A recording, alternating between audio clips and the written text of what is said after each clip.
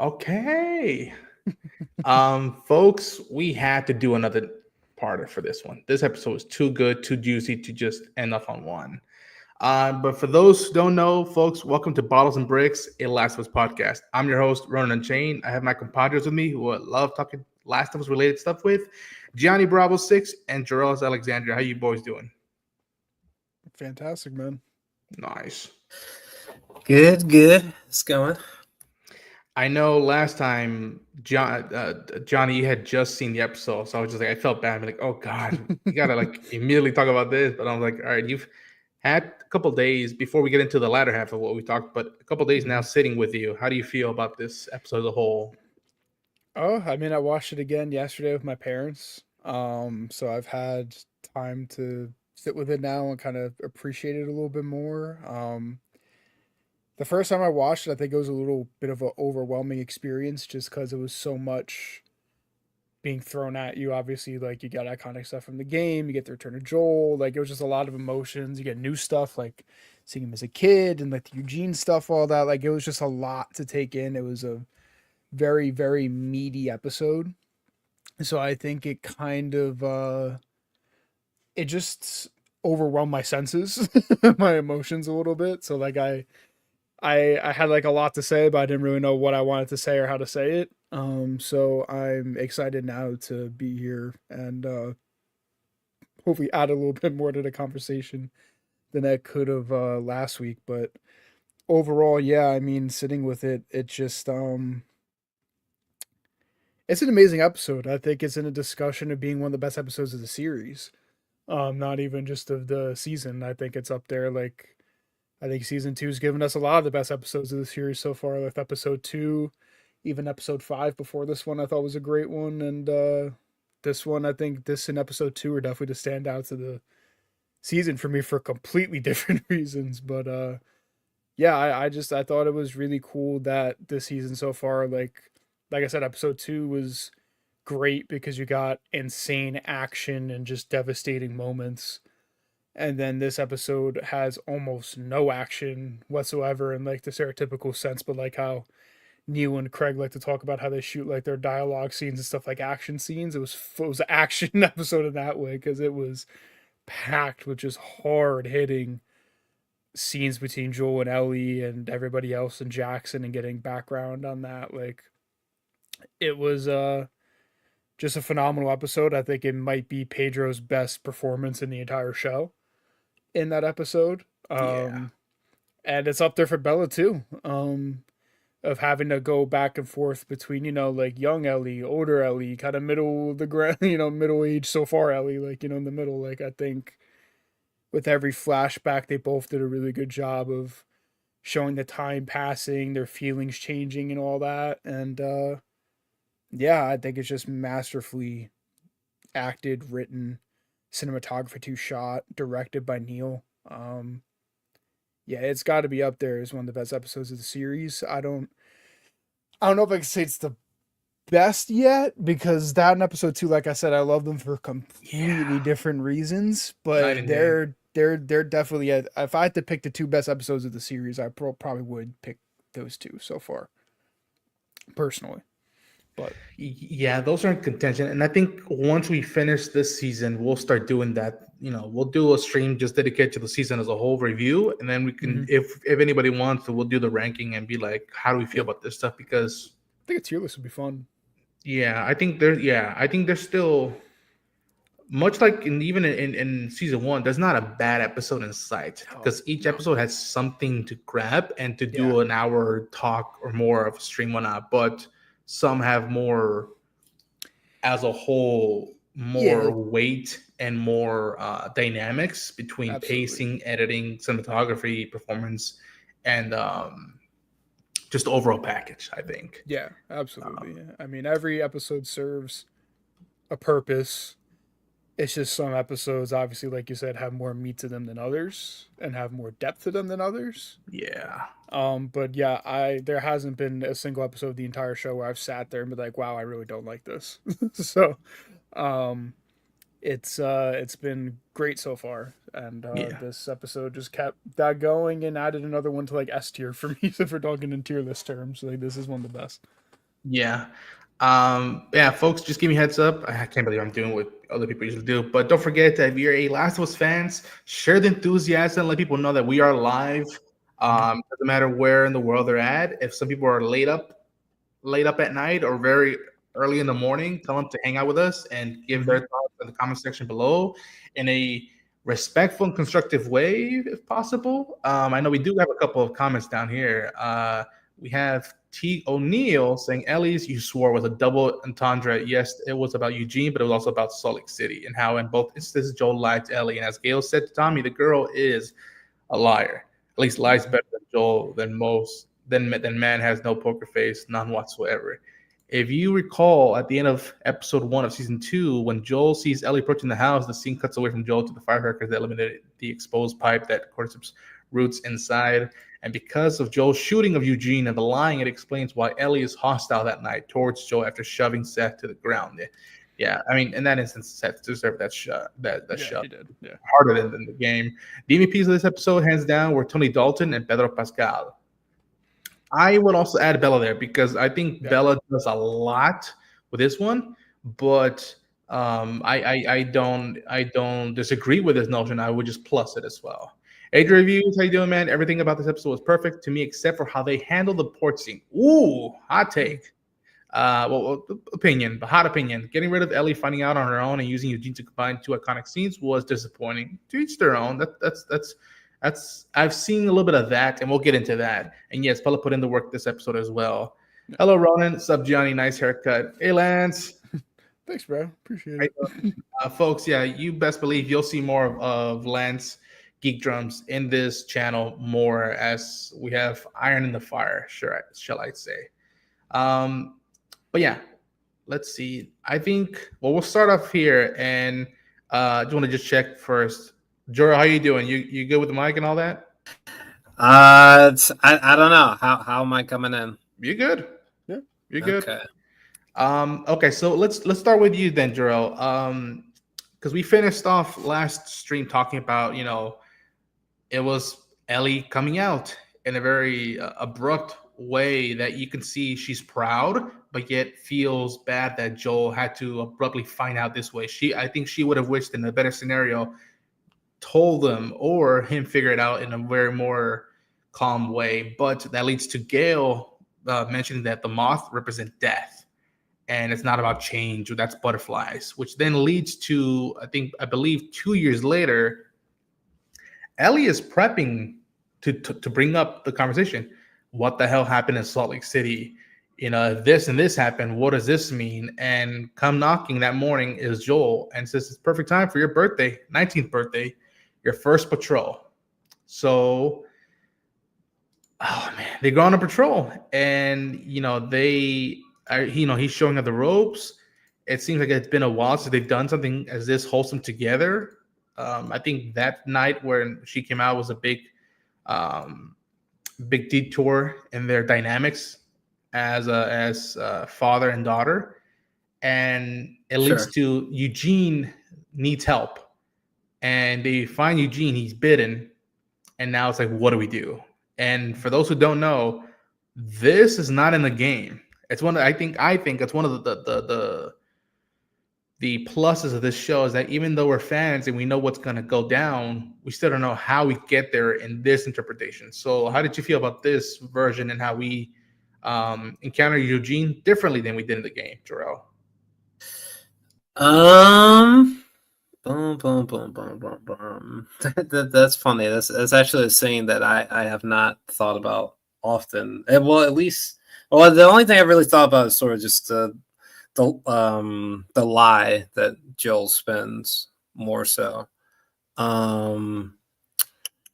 That's a damn good question. I guess I didn't really think much of it, I suppose. I guess that's pretty clear. I didn't really think too much of it. It was kind of like, whatever, that's fine. It's the least of our concerns. It's a little light remixing. But, so yeah, I don't know. It really didn't stand out to me. The only thing that really stood out was Joel lying about killing this man. It's just the way that he lied about it is pretty chilling. Yeah, the way he went about it. What about you, Johnny? Well, What was the question again? Like, rephrase it for me. That how do you feel that in this version of the story that this whole sequence was a plus? It was doing what the game did, but in an alternative way, where Ellie reconfirms that, oh my gosh, Joel did lie to me, and I've had enough with it, and it is at the So like cost. having it be the scene where she finds out, like how I feel about that change. And the encounter with Eugene, because for those who don't know, and again, for completely those who don't know, we are talking spoilers. So you haven't seen the episode or play the game, tread lightly. You're treading on mighty thin ice, dare I say. Yeah.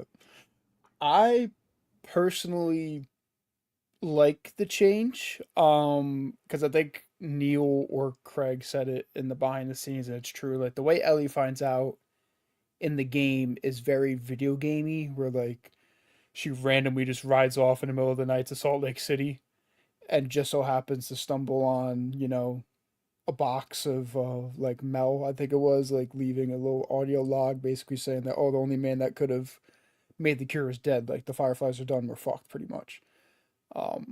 For the game, it works and it's great. It's like chilling to go back in the hospital and walk around as Ellie instead of Joel, but we're not playing it. So I think for the show, and like how they said the show, they've taken a more realistic route, and that's not a knock on the games for what they are. The games are very realistic. It's just at the end of the day, it is a video game. It's something you play. That's part of the adaptation of taking something you play versus something you watch. Playable. Yep. So for the show, I think it worked great. Really, really like seeing Eugene. From the first episode, that very much so like made me sit up on my chair. I was like, wait, I was like, Eugene. Because I mean, like we heard the casting, and I wasn't sure what they were gonna do with it, but like having like, oh, you killed Eugene. Like in the first episode, I was like, what? And then that's Eugene's wife. Like it started the wheels turning. I was like, okay, what does that mean? What happened? What did Joel do? Like what's going on? So finally getting to see that whole situation play itself out, I thought worked really well.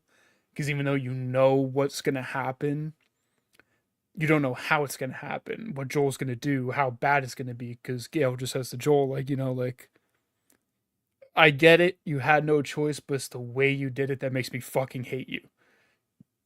So I was like, well, so he's probably bit or infected or on the verge of death. But what could he have done that was so bad that, like, would justify that? Because, like, if he had to do it, he had to do it. And then you watch him promise Ellie, oh, I'm not going to kill him. I'm not going to do anything. Just go get the horses. We'll walk back. The whole encounter with just him and Eugene is heartbreaking with, like, I don't want to say goodbye to her. I need her to say goodbye to me. I need her last words. Yeah, dude. Oh. Like, it's great. That Joey Pants killed it, man. So, and then Pedro again, with just the acting he does in this episode without even saying a word is phenomenal. Like just the looks he gives, it's a masterclass in acting from Pedro in this episode. And yeah, I like that they start this whole part off with Ellie sitting there with like a little questionnaire for Joel of like, so like if they, if the Fireflies called us a mal out, how did they not see raiders coming or anything like that? And if there were so many raiders that they killed all the Fireflies, how did we get out? I liked all that. And, she doesn't even have to ask Joel the question. She prepared because, in a way, she gets the information that she needs to know. And I think it worked very well. I saw it worked really well for what the game did. I think the choice of having her be like, you know what, fuck this, I'm going to tell Gail what happened, instead of, like, I'm not going to let Joel lie to Gail the way that he lied to me all these years and have her, believe something that didn't happen, like he tried to do with her. Like she knows now, so she's like, fuck it, I'm gonna tell Gail what actually happened, and I'm gonna let him know too, like, hey, I know you're a liar, and you try to lie for maybe a good reason deep down, but like the way you go about it is fucked. Like your intentions are good, but the execution is terrible. Like the thought is there, the love is there, but it's just you do it in the worst way possible. And it's like, I know what you did, and that's it. I thought it was a very, very impactful scene, and it got a reaction to, like, on my dad, who like never watched anything. My mom watched Play It Against my dad, and he was like, well, why would he promise her that? Like, what? Like, he's like, Yeah. if he knows he's gonna do it, why would he promise her that? And it's just like, he just wants to protect her at the end of the day. But you know, How you go about it also counts. And I about think it. this also is another watershed moment for Joel, being like, I can't undermine her anymore. And like again, what we've all been saying about this episode is like, this is the years Joel didn't get with Sarah. Yeah. So imagine he's dealing with this with Ellie. Imagine what he would have, how he could have or would have dealt with Sarah, her growing up, and be like, I'm not a fucking kid anymore, Dad. And like it's not like enough for this shit. And yeah, I knew something was off like instantly, like from, and I did my best not to watch, next week on The Last of Us, but like when I was seeing these wholesome moments, and again, a lot of this stuff, even though this is a different scene, these talks, these walks are from a scene where Ellie does confront him before giving him the ultimatum. Like they're on patrol with Uncle Tommy, where he's showing her the sniper, which is again something they did in episode 1. Yeah. And Joe just like, how you been and whatnot, like we don't talk anymore. And him be like, listen, if you think you're up for patrolling, I trust you. And I'd be like, okay, cool. And again, it was fascinating to see where they took stuff here, put it here, and put it here, and put it here. But like you see him trying to reconnect and bring that back. And then again, even in the middle of sheltering and being patrolled, like you got to get back to saying, no, I'm not your fucking kid, I'm your partner. And throwing back the line of like, you and your partner make it work. And I just love that, remember what I taught you? I'm your back, you're mine. And awesome. Just again, it's so good that like, something's off and something's gonna go down badly, and you just can't stop watching. And then they meet Eugene, Joey Pants, and then the whole notion of just like hold out your hand and like not negating the rules that this world has set it, and be like, he has time. And be like, go get the horses. And Bella, I'm telling you, this just look of being like, this instantly brought her back to the car ride, back to Jackson. And then right before they went down to Jackson Hole, I'd be like, swear to me. And that look of like, I promise. She goes off. And instantly when I started seeing this stuff here, I was like, oh no, he's going to do it. Yeah.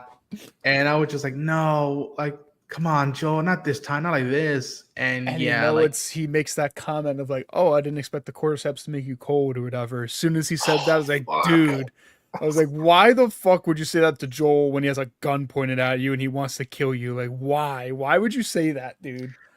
Before I go back to showcasing the images, I'm wondering, because I have to rewatch it, but I wonder if Eugene said that before he told him, okay, where'd I go? And he goes, turn right or turn left.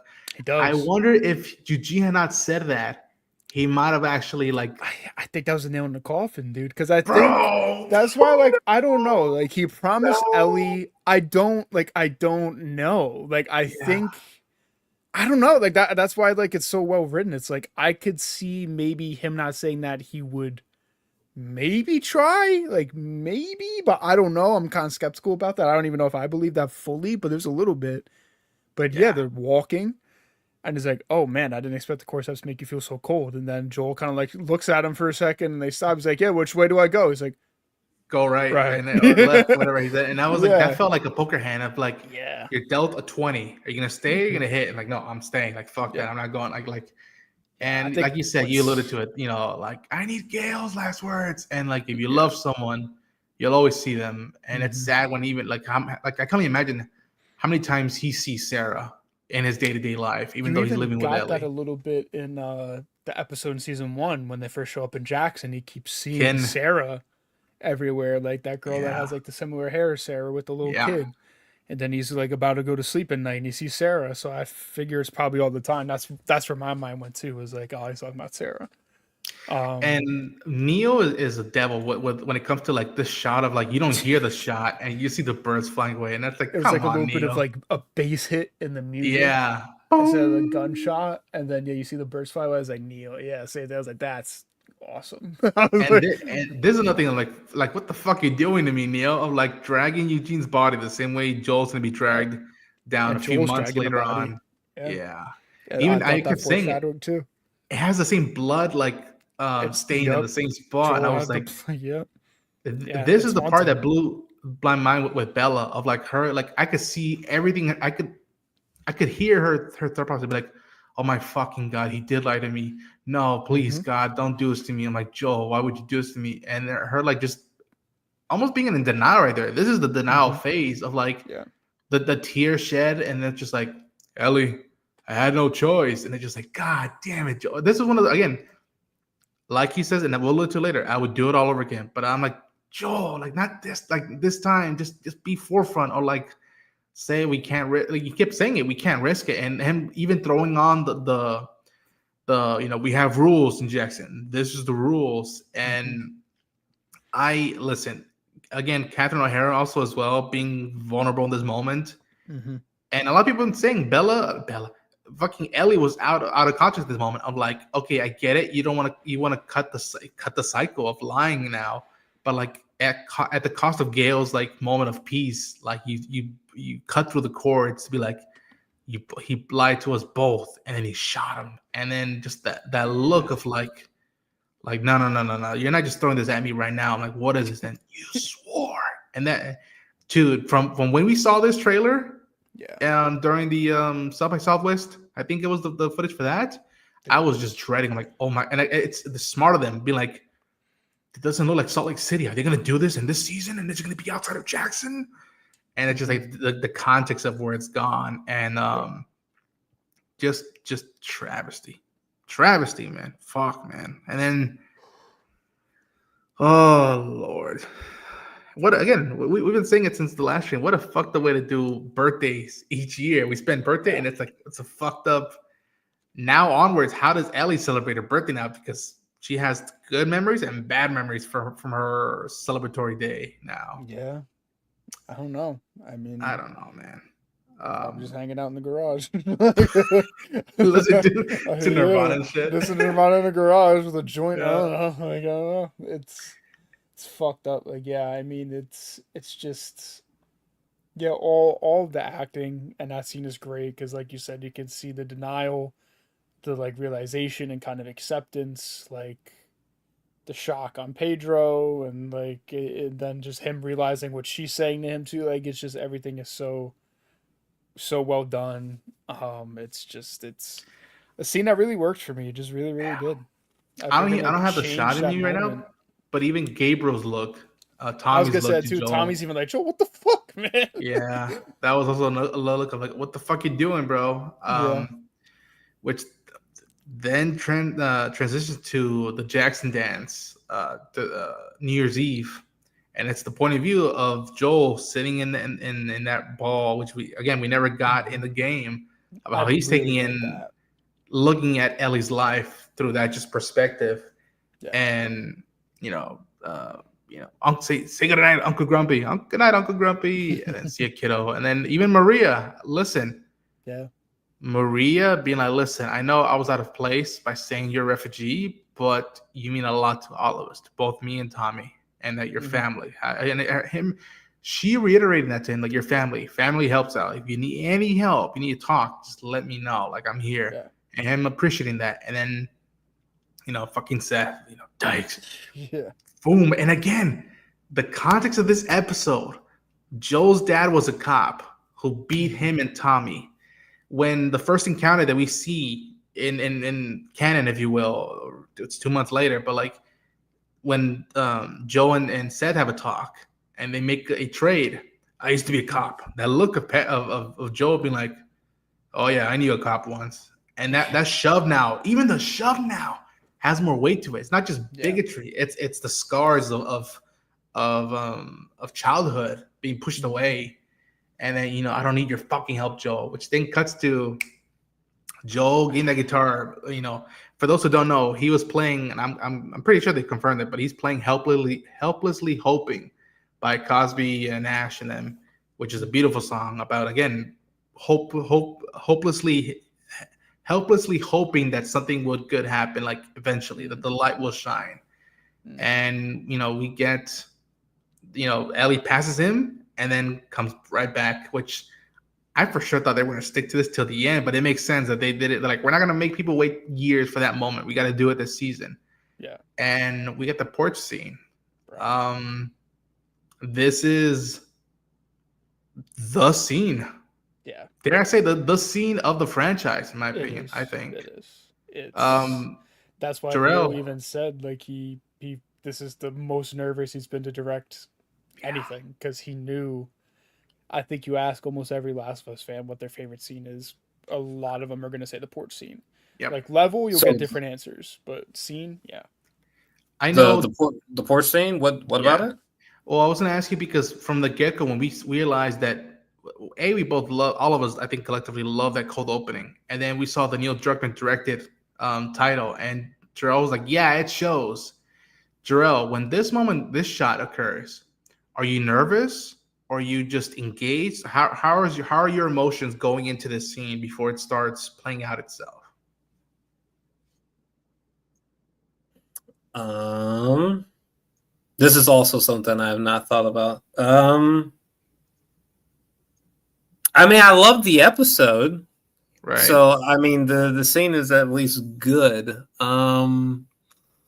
Man, it. I mean, I will just default by saying I think the game still did it better, but it's pretty damn good. Mm-hmm. I wish I had thought about this scene more before I got on here. But I mean, it's good though. I don't have I can't I don't have any like substantial issues that are like jumping out or something. But Let me pose this because I've been hearing a lot of people saying, and I think that maybe this is what AG Reviews was alluding to back then, and I did absolutely love the flashback later callback to with young Tom and Joel. Yeah, so Tommy Dalton was great, but I think one of the things alluding that AG was referring to, that people were saying that it's not as subtle as the game is, the and game's definitely sharper. yeah, I understand that notion, and it's just that, like, to me, the one thing that, like, they probably would never do in the game is that either Joel or Ellie would say to one another, "I love you." yeah, Like, they would never have said that. You know, they'll say it in a manner of way, but they would never say it in the game, I don't think. Um, as soon as that sequence in season one of, like, so time heals all wounds, I guess it wasn't time that did it. When that first scene hit, I was like, they might actually are willing to, like, open up the wounds and say it's okay to say those three words or say something like that. And so I think that the subtlety is a good discussion about having, subtlety or being direct and letting all out. Because to me, another way to look at it is that this is a big high stakes poker hand where she's putting everything on the line and he has to put everything on the line if he does truly love her. yeah. And again, folks, like Jorel and Jenny were alluding to, this is almost as close as you can get to the game. Now, having said that, subtlety does play a factor in the game, but Johnny, I was already like just where's the shot? This shot, fucking, even seeing him with the fucking mug in the album, like that was, I was just like, Yeah. y'all are not messing with me. Like, this is, Yeah. are we really doing this? Because this has to be like, this might, even if they don't nail this scene, it might hurt the series as a whole. It would. It would. So how did you feel, Johnny? I loved it. Yeah. And it was funny too. I was watching with my mom for the second time. She's like, "Where's the Al coffee cup?" like, because she saw him like sitting there with the guitar, and like when we cut to the dance again, I was like, "Dude, we're gonna do this. We're getting the porch scene." I was like, "We're doing it." I mean, like, and one thing I noticed too when I was rewatching it with my girlfriend, we got to like episode 3, I think. In the beginning of episode 2, they make a point to show that Joel returned the guitar to Ellie. She has it back in her room. I didn't notice that little detail when I was watching the episodes for the first time, but before the dance, Joel takes the guitar, says, "Oh, I'm going to replace the strings. I'll give it back to you." And I was like, "All right, whatever." And then at the beginning of episode 2, one of the first shots is the guitar sitting there on the stand. I never really thought about that until I rewatched it. I was like, "Oh, so it's like, if you're paying attention, you know they had the conversation."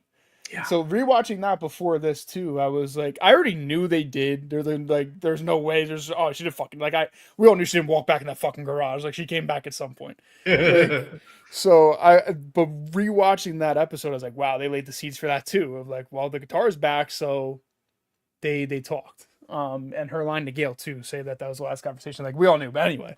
So once we flash back to the dance, I was like, wow, we're getting the porch scene.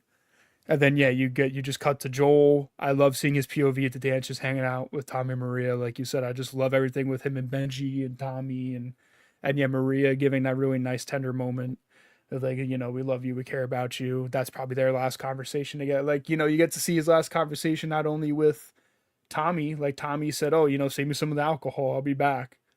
That's probably the last thing he said to Joel. And he never got to see him again. And then, Maria too, like, letting him know how much they love and appreciate him, like all those details too. I was just sitting there and I was like, yeah, I can't believe we're getting this scene like now, but it makes sense because they tied it together with the cold open of Joel telling Ellie, like, I hope you do a little better than I did. Like, Joel's dad told him. So passing that along. That look. Oh, fuck. Yeah, man. Like, I thought they knocked it out of the fucking park. Like, is it as subtle as the game? No. But I remember when I played it the first time, I was like, bro, just please tell each other you love each other. Like, it's unspoken things in the game. Like, we all know they're thinking it. Like, we all know. But it just felt good to hear them say it. Like, it's just something I've always wanted to hear them say. Yeah. So when... Dude, like, I was already, like, in tears, but when he says, because I love you, and he's, like, just breaking down, like, voice shaking and everything, I lost it. Yeah. I was, like, ugly crying. I fucking lost it. And I like it, too, because she's like, oh, because you're fucking selfish. She's like, no, I fucking love you. like, to me, it made sense. Like, it wasn't just, like, they... Bam, let's throw that in there. It's like, no, she called him selfish. And he's like, no, I'm not selfish. I did it because I love you. And then tying it all around. Like, this whole episode was about parenting. And trying to be better than your parents and everything. So, in the context of this episode, is it less subtle than the game? Yes. But for what they did in this episode, it's like 10 out of 10. I think they nailed it. I think even now, I'm thinking about it, the I love you probably, that was also something that probably, like, it hit home to Ellie and be like, okay, maybe I should really give it a shot to, like, forgive him that he said I love you. Because as far as I know, the only other time she said she heard the love word in reference to her is in timeline wise later down the line when her and Dina are in cahoots with the stalker's room, and she says that's one of the reasons why I love you. And she's like, you love me? And that's just like, that's probably the only other time she heard the word love directed to her. Yeah. I want to just. Well, I did want to just say just a little bit more because I'm gonna be honest with you. I mean, I acknowledge that, like, I love the episode. I think it's the best episode of the 2 seasons. I'm gonna try not to say something negative, but it is a really, really strong episode. But this whole porch scene, I haven't really, like, fully unpacked it. I'll be honest, despite all that, I haven't fully downloaded it yet. And for context for anyone else, we spoke about this episode before for like 2 hours, and somehow we didn't get here. But yeah, I haven't really, like, fully unpacked it. But I will say, though, I think this is from the moment. From the game, though, the game version of the porch scene, where he says, if the Lord gave me another chance, I would do it all over again, which I believe he says in that moment in the game. Yes. But it's different in the show, right? The wording, I'm saying. And I just think just something as simple as that, things just hit so much more visceral in the game, I guess, for me. So it's hard for me to speak in sort of like the definitive way or be like, oh, like this episode was a 10 out of 10. Like, obviously the scene was a 10 out of 10. I'm sort of reserved and still unpacking it, but I can recognize that it certainly was solid as fuck. I'll say that. I get that. And to me, that's something that, like, I even had to process in season 1 was, again, even Troy asked Neil and Craig in season 1 of like when they have the talk in the bedroom, and in the game, you know, she goes, "I know about Sarah," and he goes, "Ellie, you're treading on mighty thin ice." In the show, he doesn't say that. He goes, "Don't say another word." Yeah. And to me, that was one that like I was so engaged in the scene that like, yeah, it sucked we didn't get that line, but to me, if that line not existing, but the intent, the emotion, the energy Sure. was there, that is as palpable, parallel as the game. Which Sure. one is greater, to each their own? But if the energy is as parallel as the game, I'll take that to the bank any day of the week, of the year. And I mean, What I he go ahead, still John. said it on the porch. Like he said, I forget like how it came up and like the order of like dialogue it came up. But he Right. did say Right. like if I got a second chance, I would do it all over again. I think He made it more I think personal. it's He didn't yeah. let. I think I could be wrong, and I can't be reading. I don't want to speak for Halley, Neil, and Craig who wrote it, but I feel like they took up the way the Lord Took the stuff Lord and out, yeah. say fuck any idea of afterlife or religion, anything like that. They're like, no, we're living in the moment. It's just us two. If I had a second chance in the moment, if somehow I went back in time, Mhm. somehow I was Yeah. back there, I would pay the price again. I would pay No, for it. no, yeah, That was the line. Oh yeah, the Well- wording is similar. The wording is similar. I suppose maybe I should have said it better. I mean, the That's wording fine. is similar, No, but I think it could be the delivery. You know, the game in terms of like its music and the way it's putting forth the plot, the way that like passage of time feels. There's something about like just the delivery of the game that is extremely short. Like the beginning of the whole game, honestly, just feels like some kind of horror film. Yes. And like you feel like a jump scare's coming, but for some reason that motherfucker is really delayed. So it's like, whoa, what is going on here? You know? I think the wording and maybe the performance in the game hits us more, or the reason why it's still like the gold standard for a lot of us is because you also have to take into consideration that like we play that game for 24 last scene in hours, the game. 25 hours. This is true.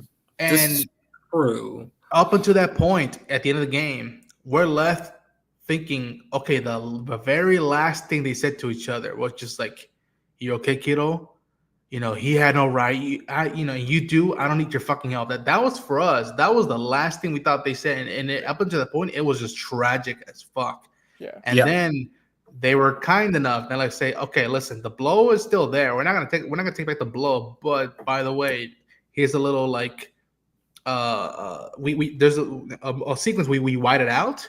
Let's unwhite it and show you what was left of that night, and that's why it probably at that point felt more earnest. In that experience was that like we went through hell and back for 26, 25 hours, and they were gonna make things right, and that's why I think that also plays a big part in my opinion. Yeah, I mean, whereas we still have a journey to go. The placement is a big decision they had to make because I mean, yeah, like you said, like we just played a 25-hour game. We know the whole journey that Ellie goes on, like the full thing, the whole thing. We know everything. We know what she's lost, everything she's done. We see the flash of it in a very critical moment.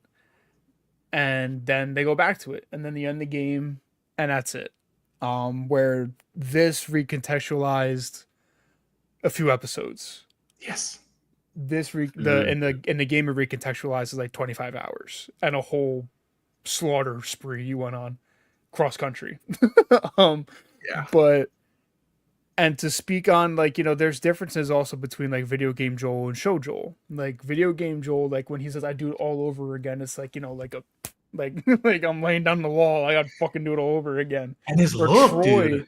And the look, like he's almost like glaring at Ellie, like he's fucking like you hate me, and I'm willing to accept the hate. Yeah, know like, that's how much I love you. That's the moment he says I love you. Yeah. Where Pedro is just more emotionally like he's just devastated. Like he knows that this is probably like he's like, hey man, like you says, his poker chips, he's putting them down. It's like he knows this conversation is probably going to lose. Ellie. So he's like, you know what? I'm just gonna say everything I have to say, and that's it. And then That's on you like I now. was saying Balls in your before, court. Yeah. like, and also, bro, that line of him saying, "I'll pay the price," Yes. that hit so hard. I mean, like, because he says, "I'll pay the price." Pause for effect, kind of, and I was like, "Oh!" And then he's like, "Because I know it means I'll probably lose you," and that I just took that in so many, like, it's like he paid the price because he did lose Ellie, but also obviously, he paid the ultimate price. So I thought that it one just line of dialogue too just hit like a fucking freight train. I was like, Yeah. I was like, wow, this is like great. Like to me, like I thought this was great. Again, it's a lot more blunt. There's a lot less unspoken things in this scene than in the video game, but I didn't really care because, like I said, like when I played the game, I was like, I want to hear them say "I love you."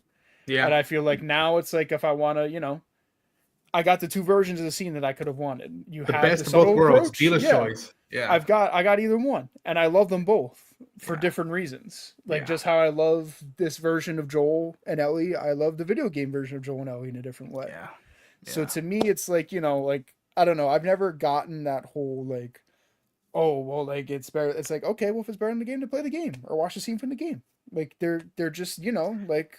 And sometimes I prefer subtleties. I mean, it depends on the mood where I'm at. I'm like, you know what? Let's go with that like fucking William Wallace vibe. It's like an Elseworld thing, kind of. Like we're almost in a weird Elseworld of like this is a different take of the same story. Is what it is, and I personally loved hearing Joel tell Ellie that he loved, like, because it's just something I wanted to hear. Like it just sticks the knife and it twists it a little bit more. Like I said, like there's time to be subtle and there's time not to be. They were subtle the last time they did it, so they're probably like, fuck it. Like this time we're just gonna really go for it. Like and it's all about personal preference and everything. I just like that we have two different interpretations of the same scene that basically hit almost the same way for me, but in different ways. Yeah. So I thought they knocked this out of the park. Like Yeah. How about you, Drew? What were you gonna say? I think maybe I semi blacked out during the poor scene. It was a lot. I really don't think I had like the full emotional band. I didn't have the full emotional bandwidth to sort of deal with that. I get that. Yeah. Yeah, but so I definitely need to rewatch it. But I will say there are definitely things about that. It holds me back from being like, oh yeah, this is like a 10 out of 10, no brainer. They should get an Emmy, blah blah blah. There's something like really holding me back from thinking that way, even though it is effective. But it could actually be that it is just sort of just too on the nose, maybe just for a sake of time, because it's like 7 episodes for reasons that drives me crazy. But I don't know. What did Pedro say it back? Did he say that he loved her back? The way it goes down, and I want to just show to the folks just to give him so much props because this moment is where I was losing it. This is where I would that look of just like, oh my god, I'm doing my best. This is him being like, okay, I'm blinking, I'm gonna do it, and he nods, and she said, "Did you?" And Marlene can't even bring himself to say it. Like, he has to nod. And it's the whole moment like, fuck, all this time I had a strong feeling and I kind of knew he did it, but it's a whole nother ballpark when he admits it. And so he says, making a cure would have killed you. He says, then I was supposed to die. My life would have mattered, but you fucking took that from me. And then she says, he took it from everybody, laying down like all the people that died since we came back from Salt Lake City. That's now on you. And him acknowledging it. Yes. Those people they could have been saved, but it was the cards were dealt in my deck, and him accepting that like, and I've always said this even from game Joel that like he knows he's not going to heaven. For him, he's been living in heaven these past 5 years, the good and the bad, and that like if you're telling me if I could change that, would I? And he goes, no, I would do it all over again. And she goes, because you're selfish. And that's when he finally throws out the line of like, because I love you in a way you can't understand. Mm-hmm. And then I think the way that he almost like closes it and be like, I have nothing else to say is when he throws back the line of like, if somehow one day you should ever have one of your own, Yeah. I hope you do a better job than I do. And I think even this shot, this moment is both saying that like I can't believe I kind of became what my dad was. Not the same way, but I made similar mistakes as he did. And I think in some ways he's accepting what his father did. And almost right here, I think he finally forgave his dad right there in that moment. Yeah. He forgave his dad because now I'm in your shoes. Now I don't know what I'm doing, but I'm doing with what I can do in my He's doing the best he instincts. can. Yeah. So I think, for me, like, I don't need the show to be like sort of like better than like the game or something like that. Right. But it should, though, it should remind me of like the excellence of the game, or like why I love the game so deeply. Like I love, like I don't know that like Christopher Nolan's Batman trilogy is sort of like better than like the Long Halloween or something like that, but incredibly, it does remind me of like the essence of Batman, or like why I love Batman, which is like why I love those films. I think that's what I'm struggling with the show. I'm not entirely. I think maybe, at least with season 1 anyway, they done a decent job with capturing the essence, but they didn't like knock it out of the park per se. For so you. far, for me, so far. That's what's fascinating, because I heard a friend of ours had said that like this scene, this episode, is when they finally saw Pedro as Joel. They're like, there he is. Like that's Joel for them. Which again, it's a fascinating Kind of, yeah. venture for them. Be like, it took them a season and a half to be like, there's Joel. Which again, that's a lot of people wanted that like cavalier, man, almost Clint Eastwood-esque man with no name, like says few words that says so much. And to me, that's why even Because I Love You doesn't stick out like a sore thumb for me. It's because from what I got in season 1, this tracks, but it leaves it still in a very dangerous, high stakes way of like, you don't know if he'll actually let open up his chest one more time, feel her love, if you will, which again, the Seraphites thing. And I think it also goes along with his moment with Tommy when he had the confession in season 1 that was initially in part 2 of the game, where he says, in my sleeps I'm failing, like I don't know what the hell I'm doing, like I'm not the same guy. That's why I think for this version of Joel, this porch scene is like perfect, like for this Be all version end all of Joel, like yeah.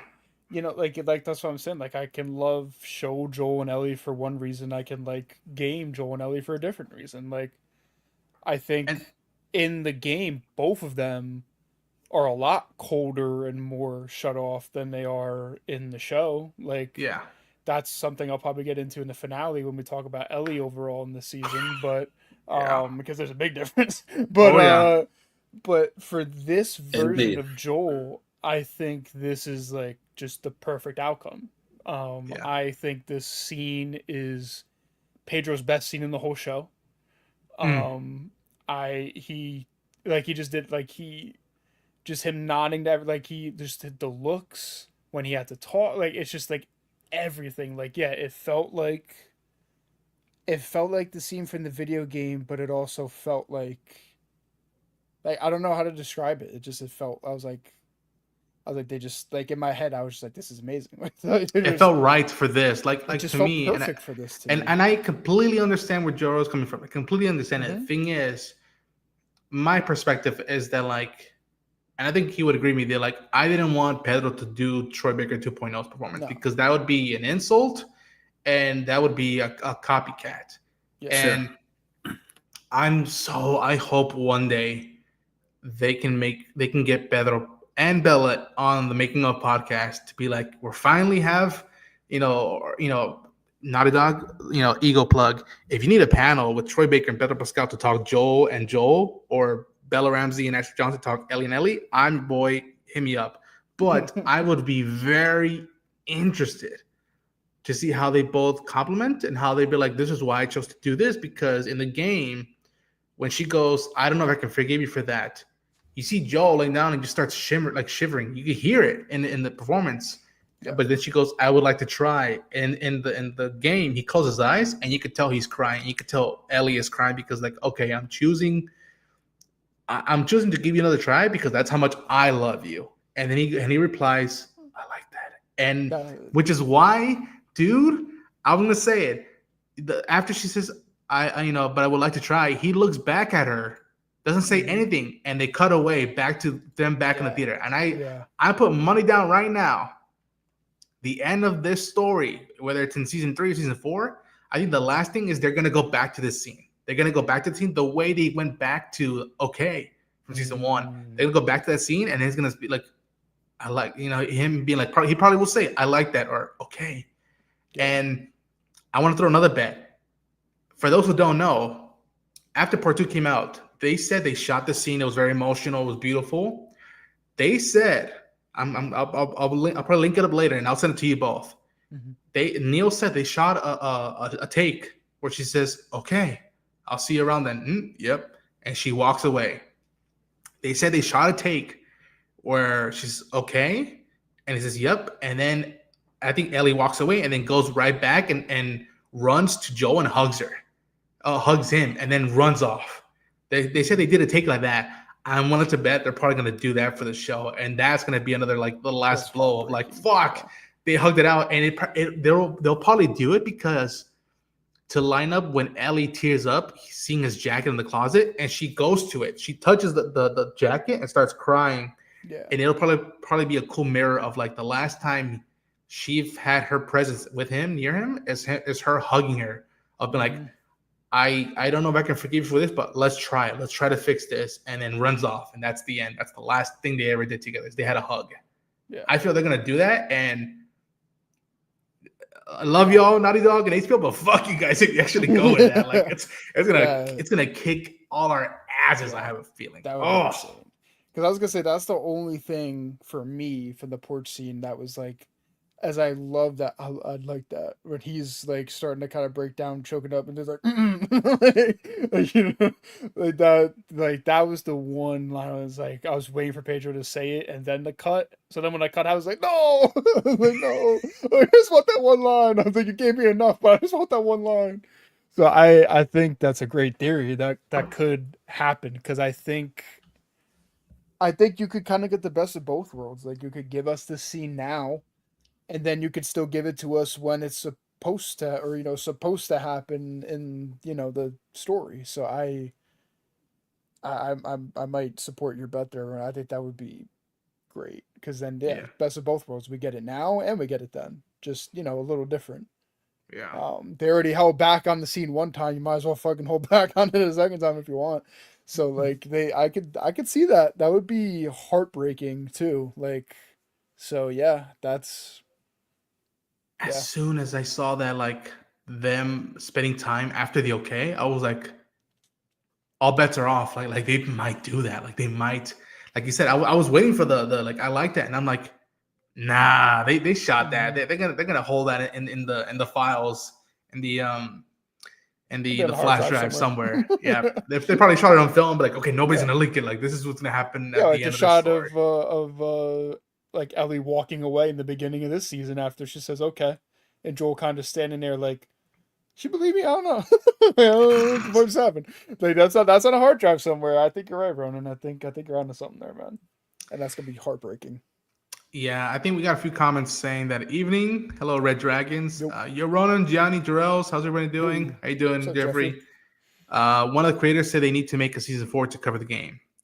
We're gonna get into that. I promise we'll get into that. And then that probably was the best episode of the season. I agree. Yeah. It's the pause and Troy's delivery in the porch scene. Yeah. Yes, that's I will look on as that. Like, that Troy had those like dangerous and yet perfect timing to like pause and be willing to be like, all right, I'm gonna go in and tell her how I feel, and whether she likes it or not, that's how I'll be. Next episode, I'm sure Abby will show up. We'll see. We'll see. Yeah. TBD. If I was a betting man in Vegas, I'd bet that. I'd double down on that. Yeah. I think I know what you're talking about. I remember seeing the porch shoot photo. So, yeah, I can see that happen in season 4. You saw the porch shoot photos? There were photos? What the fuck? Really? I didn't see that. I didn't see that. Oh, fuck. Oh, God, no. But to wrap up talks about the episode, and we'll transition to what's other conversation is that like it cuts to her acknowledging but I would like to try. You see this and you're like, fuck, dude, you have not slept, or you are tired, or you just went through some shit. And then it cuts to her making her way back to the theater and this storm, and it's just like, that's not the same kid we met in season 1. Like that's a whole other beast. That's why I'm hoping. I love that shot of like the hand shaking when she's like going to open the door. I hope we get that. I hope we get that scene. Broke me in the game too, where she's like, I made her talk, and she's like just like in shock, like freaking out. Like that scene broke me too. So I hope, because all right, I allude to it a little bit. Like I love Bella. I love this version of Ellie, but she is nowhere near as cold and vicious as the one in the game. Which again, fine. But I think now, like we it's the finale. We need to like she's we need it. I need as fucked up as I need to see her fucked up. I need to like she's I'm happy that she loves Dina and she's gonna be a dad and all that. But I need the pain. Like this is The Last of Us. I need my fucking pain. We got a dose of it in the red. We got a dose. I think a dose of it. Dude, I think we're there now. That scene, the Nora scene in the game, like I hate to like feel like I'm being a dead horse here, but like the game is just so much better. Like it's just such a that moment in the game, it was almost as if like her anger and my anger were like aligned. Like never mind, like forget about the controller for a second. Like it just felt like somehow like our consciousness like matched in that moment. Like I was just as hateful and scornful as her. But when you sort of like see her with the the pipe, oh wait, I mean, I had no problem pressing square when I was playing the video game. I was very happy to press square, which I don't know what that says about me, but I was like, yeah, let's beat this bitch. Like as soon as I was waiting for her line to get out, I'm like, quick or so much worse. And it's just like that was my one nitpick with that scene. I wanted Bella to say that, but I think Bella sold it at the end with the where like Batman, like where is she? Like, screaming. I was like, okay, we're getting there. Yeah, I'm gonna do this again. Where is she? And it just like then they're like, I'm fucking. That's why I was like, we're getting there. That's why in the finale, like, let's do it. Like, we need to do it now. Like, it's now or never. We need to get there. We're getting there, but man, I felt like sick after that part in the game for real. Like, it felt like something. It's like we emotionally aligned. I began to realize that something was like missing. Like very clearly, this is not a journey that's as simple as like Abby did this bad thing. We're gonna find Abby dies, and then like normal fair storytelling goes on. Like no, something's off, and it registered right after that scene for sure. Mm-hmm. Yeah, I that's my one hope for the finale is like and I talked about it at work a little bit. I was like, I think video game Ellie in part 2 is almost one extreme where she doesn't even really feel like Ellie, which is by design, I think, but I think it almost took a little too far at times. And then I think in the show, they went to the other extreme where like she feels too much like younger Ellie. So I'm really hoping that in the finale, we get to that point of like, no, like she's gone.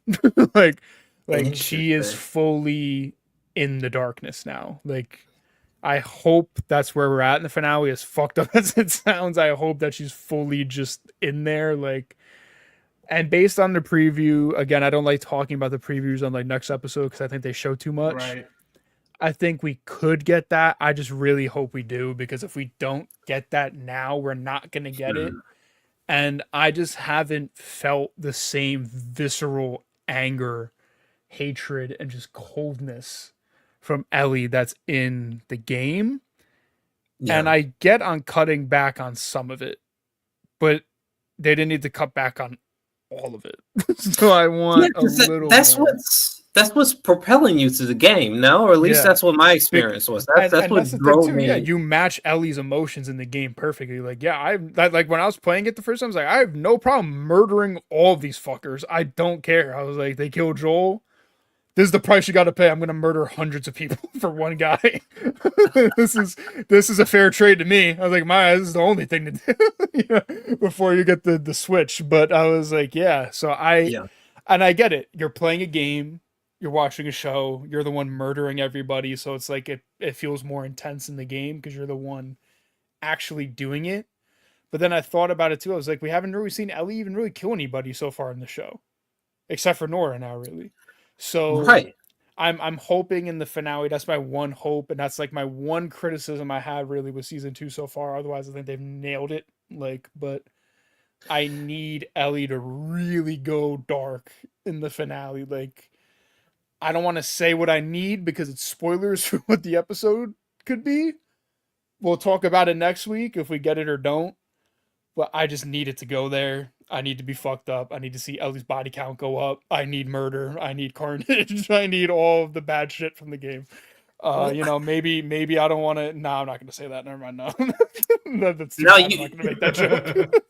Let me calm you down made a me little bit. you made me realize something was there that I didn't even see. Like Ellie's motivations are kind of, well, they're not kind of, they're pretty muddy in the show for some reason. Like again, in the game, it's a very clear cut, like propulsive, like this is her mission, this is her focus. Anything outside that, watch out, And in the show, it's sort of a little bit ambiguous. Like the episode 6 is almost jarring in that sense because episode 6 sort of refocuses like, oh my god, we need to like get after Abby, but so it's like, wait, what? Why have we like sort of like strayed from that in episodes like 2 through I guess 5 to be specific, but that's just kind of weird, no? You know what I mean? It's so weird that like in episode 6, it's like, oh yeah, by the way, we really need to get Abby. Granted, like the episode's sort of trying to make you cry and get warm feelings from seeing Joel again, but there is an underlying tone of like, holy shit, we need to get Abby again. And it's like, bro, like, what? I think it's like, and again, we don't know how the final episode's going to play, but I almost feel like this is another like the final push before hopefully Ellie does go there. It's like a little reminder of like now, like we know she's there because obviously Joel was like her dad, but now we also know that she's doing this because she got robbed of fixing that relationship. It wasn't just that she lost Joel, she lost the opportunity of gaining Joel back in her life. Yeah. So I'm hoping that the point of having that whole flashback episode was for Ellie to kind of be like, locked in now, like this is like just I'm gonna kill all these people, like this is what has to happen, like I'm gonna do this. And I'm hoping it's also there to like to prepare the audience, like they had it good. They had it really good, and then they didn't have it good, and then they were going to try to have it good again, and now everyone has to pay. I'm hoping that's what the purpose of this episode was for the whole season. Obviously, we know what the purpose of the episode was, but for Ellie's journey and for the whole arc of the season, I hope that's what this is. Because that is my one thing that I didn't really think about it until we started getting later into the season. I was like, Ellie's a little too happy for my liking, which again is fucked up to say, but she can't be. I don't know. I don't like her being this happy. It's true. Right now. It's true. Her dad just got, and her body count's not high enough. So in the finale, I need some murder and I need some depression. I think I'm gonna get the depression, but I want some murder too. So that's all I really have to say, I guess, because I want to say more, but if I keep saying more, I'm going to spoil the rest of the season. So I'm just going to stop there. I was about to say, yeah, because Teague over here is saying, like, I wonder if Neil will switch what happens or what's about to happen in the theater to whom it happens to versus whom we know it happens to. I know what you're saying, and I was a betting man. If I was a betting man, in Ronan's terms, if I was a betting man, I think it's playing out the exact same way. I think the season is cutting right where we kind of thought it would probably cut all this time. And I think it's going to end probably on that stinger. Maybe the last scene will be a little different, but I think I don't see why they would change that from the game. I think we're gonna get that moment. Bruh. Hi, Draven. Hopefully Lilo Stitch was more happier than I fucking hope so. The depressing story and whatnot. Bro, it's so depressing. I feel like I just love these two characters too much to love this show, which probably makes zero sense. But like I have Every I've Last of Us never. fan loves pain to some extent. It's it's almost like what she said about the tattoo. Yeah, it hurt, but kind of in a good way. It's just like Yeah. I have never, like, I can only think of like few instances where like a character has like made its way to part of my DNA. Like Joe and Ellie are now part of my DNA in the same way that like fucking Wolverine is part of my DNA, or like I don't know, the Mandalorian is a part of my DNA now. Like it's a very rare thing where like something like this hits you the way that you want more, and different types of media. And I've always said it: if we're not gonna get another game, that'll suck as hell, but fine. But give me something like a novel. Give me a novel that is a bookend, no pun intended, to the story and these characters, or like give me a comic besides just the one that we got that is already great, but like continue that legacy, if you will. And so I don't know, but one thing that we can talk about a little bit is that El Jefe has recently been saying a couple stuff of like they're invested in what they're working on right now with Intergalactic, the High Prophecy or the High Prophet, whatever they call it, Intergalactic. But that there was another game being developed that he's producing, and I think that's him, putting in the marketing words, and it's just like no, like in some way or shape or form they're working on part 3 already, and it's just like, and I think it's almost like a gift and a curse. You can't. The legacy of that franchise can't be over until you bookend it, and people what was it? I was gonna say, thinking about like the Grounded 2 for Last of Us Part 2, they were talking about how they had a team working on Lost Legacy at the time, I think, and a team working on The Last of Us Part 2. If I had to guess, I think a majority of the studio is probably working on Intergalactic. Yeah. But I think there's there's people in the office working on The Last of Us 3. There has to be. Yeah. Because I think Neil tipped his hat a little too early in that documentary. He was like, oh, I have an idea for part 3. Like a general outline. Yeah, I have a concept. There's got to be a team there that's fleshing out that concept. There's no way. Like, I think Intergalactic was probably a fully formed idea. They're like, okay, we'll do that. But, And I think it was almost smart. Like, you take a break from that intensity that part 2 was, and we saw that. Folks, I encourage you to go see the documentary. It is phenomenal. Amazing. Me, Jarrell, Sam, and Busy saw it on live stream, but like that production was intense, and it left a lot on the floor with people how they felt. And again, this was in the escalation of COVID, and then when COVID hit, that was a whole nother thing, and then the leaks and stuff. And so like, I don't blame them for taking this much time to restructure their pipeline and see how they want to make games forward. And I think Intergalactic hopefully is a good game. It would be a good breather, and you need something like that when you're gonna close out a franchise like this. If you do close it out with part 3, which I think you should, but you need something that in the way to be like, okay, focus in on the foundation of something new we're building, and then we can maybe later do part 3 if you really want it, and if us as a studio want to really do it. Because for those who don't know, and it's not really a spoiler, but it's in the documentary. Before they started making Uncharted 4, they shot the teaser for part 2. When they were okay with keeping stuff secret that they weren't going to leak, they shot the teaser for part 2 before they started making Uncharted 4. So, and with now this show being made, it gives them enough breath to take their time with Intergalactic, make that a new tentpole for the studio, and then start working on part 3, because they said it. We're not going to do the Game of Thrones thing. So like, eventually the show's going to catch up to the game. And so that's enough couple years they have to make a game or tell another story in that instance. Are you guys as confident about that as I am, or how Part do we 3 is feel? happening. Yeah. Part Yeah. 3 is happening. 1,000. I would bet money on it. That is happening. 100%. I don't think there's any way they wouldn't do it. I Yeah. think if they Yeah. didn't, it would be honestly a gigantic mistake. Because it's their biggest franchise. Like Right. it is like it's more popular than obviously I mean, I'm not saying that if a new Uncharted game got announced, it wouldn't And be I fucking love huge, Uncharted. and I love Uncharted, but The Last of Us is their biggest franchise. And it got adapted in a better way than Uncharted. Yeah, but thank fucking Christ for that. But yeah, I look, if he has an idea for it, it's gonna happen in some way. It's leaving money on the table if you want to even look at it from that way too. Like it's just it has to happen. I'll put it out right now. Yeah. Neo, Halley, Naughty Dog, anybody, or HBO, anybody, get this to Naughty Dog and the people there.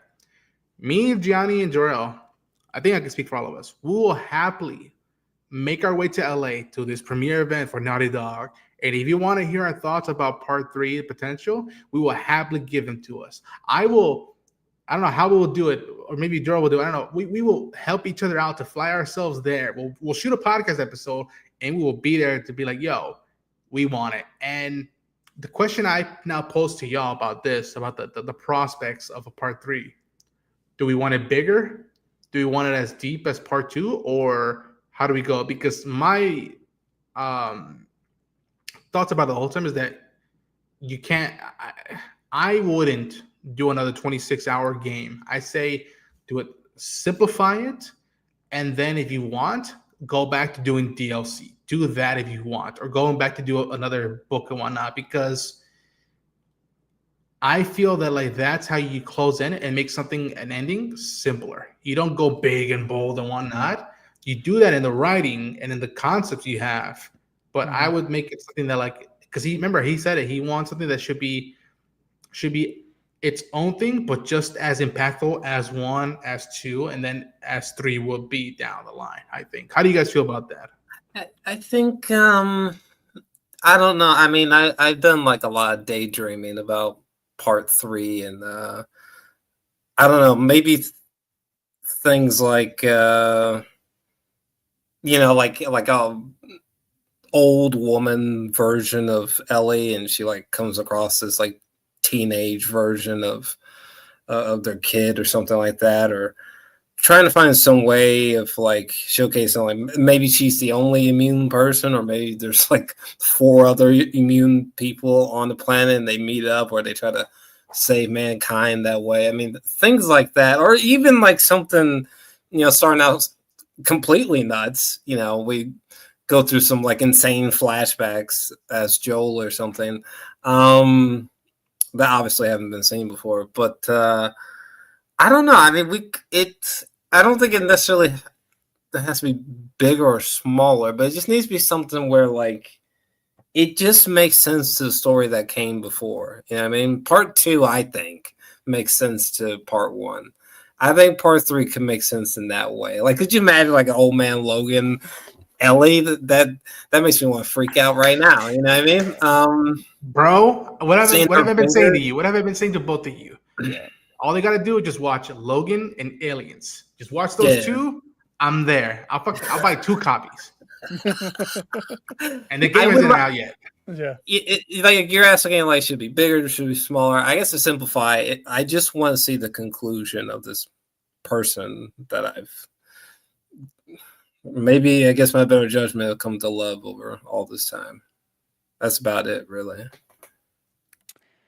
I mean, one thing I've been thinking about personally, because I'm like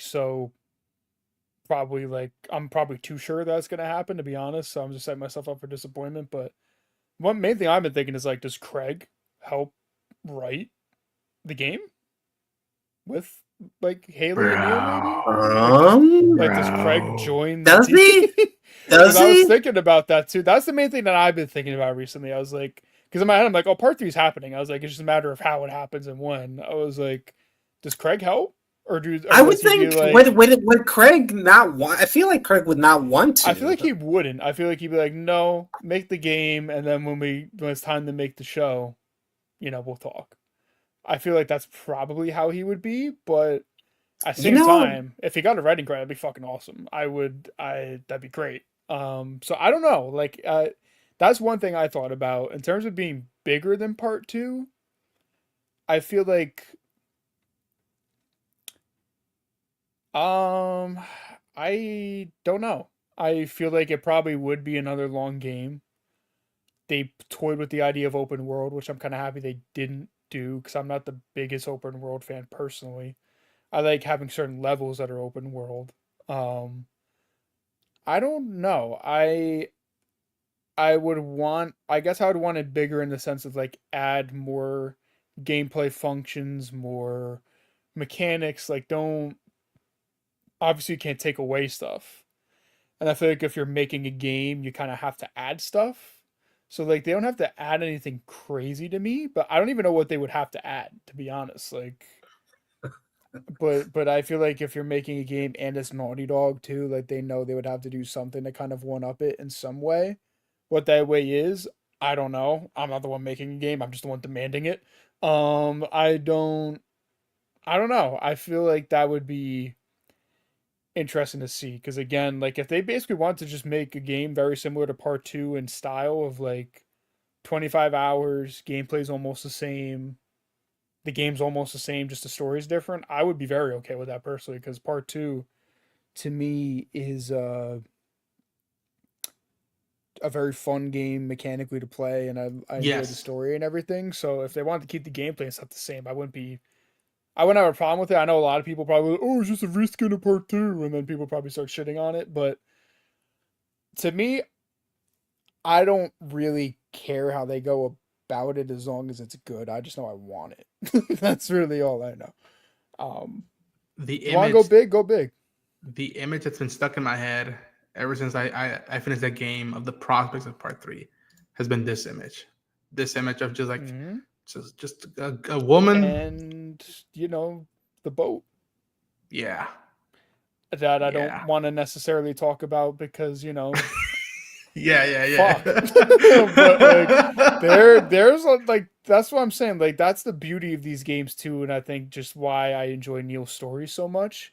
Because even Uncharted 4, like he ends the story he's telling, but he leaves it open so that if there ever was to be another part, there's stuff you can pick up on. Like, it's like he gives you enough to where you feel fulfilled with the story you got, and there's some things that are just kind of dwindling in the air of like you can draw conclusions on your own if nothing ever happens, but if something does happen, he's got stuff to play with.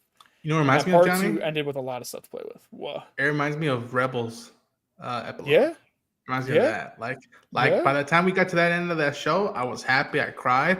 And then there was that ... And I was like, whoa, exactly. And I was like, ooh.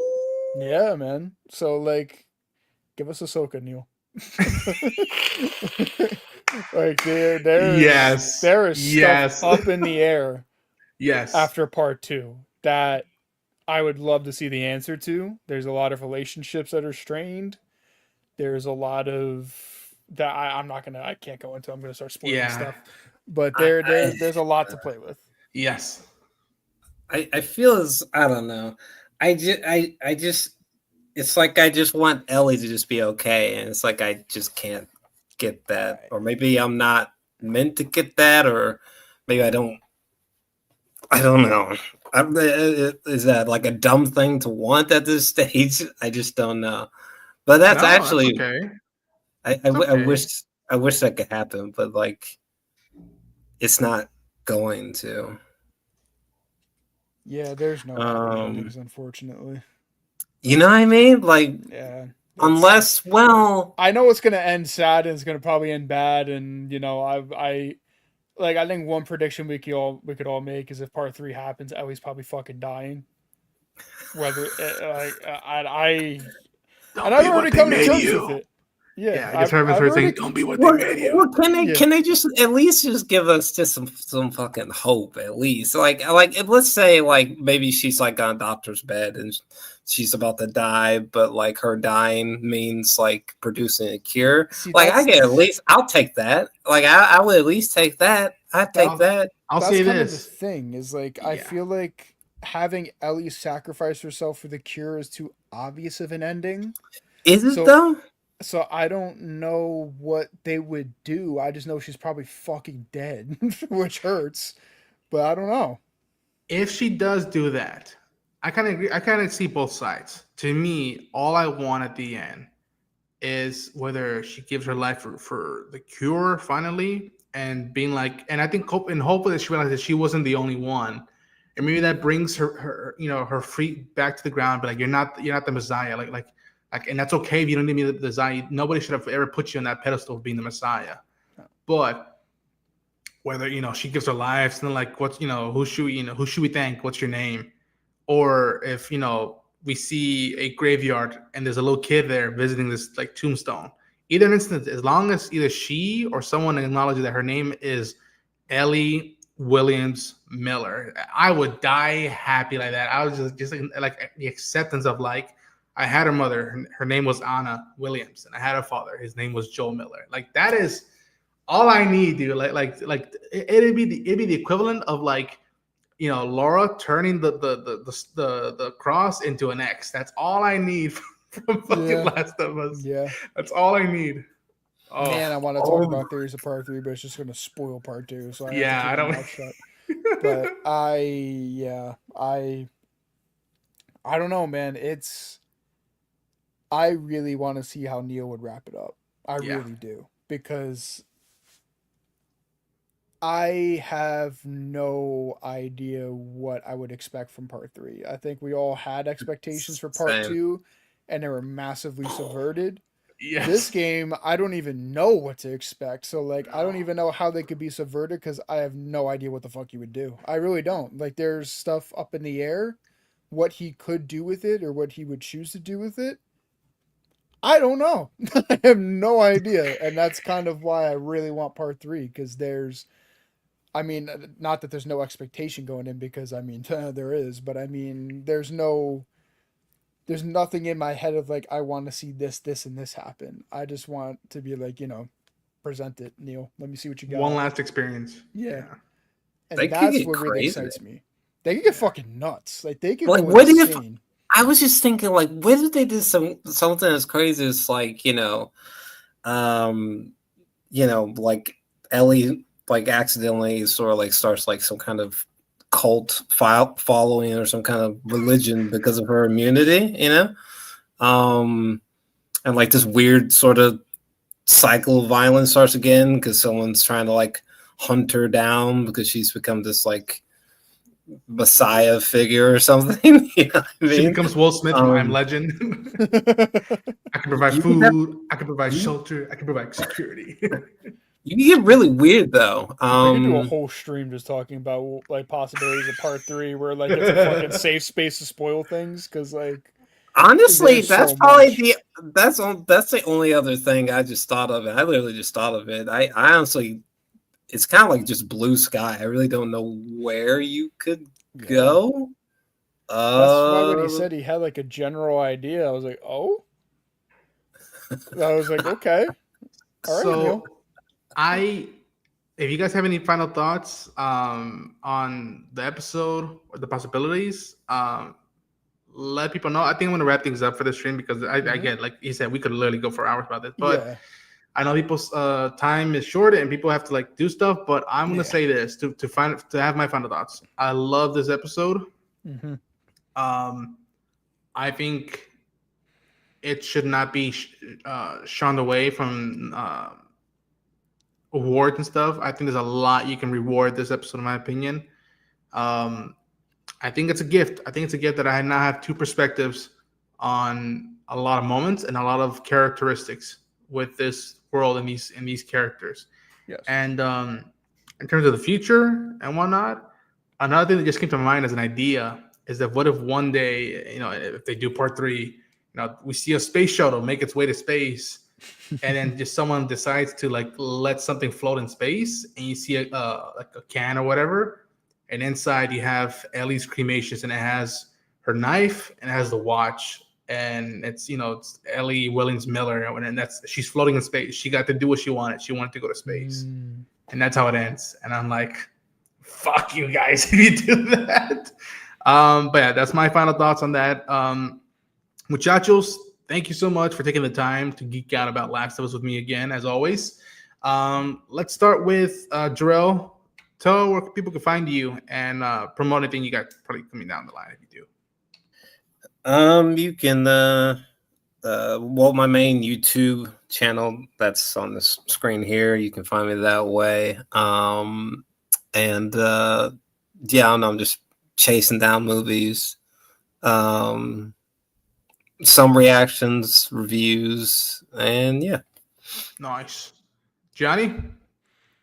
I mean, I say it every week. I'm on Ronan's channel more than my own, and I'm on Chainsaw Reactions channel more than my own. I do obviously Balls and Bricks every time I can. It's always a pleasure. And then I always do Council of Creators on Chainsaw Reacts channel with Ronan too. And then when The Last of Us is over, I have a series called Music Monday where I listen to music with Chainsaw Reacts. That'll be coming back once The Last of Us is done. And and then all the like fun episodes we talk about Balls and Bricks, like tier lists and stuff like that, and like an overall season review.